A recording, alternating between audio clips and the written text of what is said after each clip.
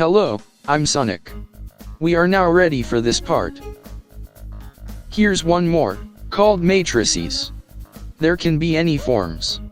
Rotation, reflection, scaling, shearing, squeeze mapping, and projection.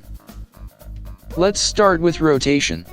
Either you turn clockwise, or counterclockwise direction. The matrix A is given by cosine theta, minus sine theta, and cosine theta. This solve into 1, that means, square cosine theta plus square sine theta is equal to 1. Suppose my picture, Sonic the Hedgehog, I'm being rotated in the counterclockwise direction.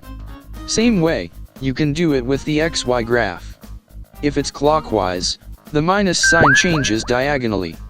Then this picture or any shape rotates in the clockwise direction. Next, the reflection. Either in x-axis, or y-axis. On the x-axis, we write 1, 0, and 0, minus 1. We get the reflection in x-axis. Similarly, on the y-axis, the minus sign changes diagonally. We get the reflection in y-axis. Just like you do with the horizontal and vertical direction. Next, the scaling, in all directions. Just like you do with zoom in and zoom out with a magnifying glass icon. This depends only on the multiples of identity matrix.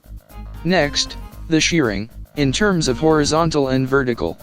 1, m, and 0, 1. M is a coefficient depending on how much magnitude of the shear is made.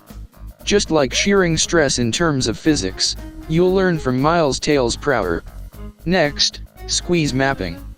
The direction is totally random. K, 0, and 0, 1 by K. Where K denotes the coefficient of squeeze. This can totally be distorted. And finally, projection. Projection can only be done on y-axis, just like throwing a ball in horizontal and vertical direction. Vertical direction is only dependent on its gravity. We can therefore write 0, 0, and 0, 1. So you have learned everything in its topic now. Like, comment, and subscribe now.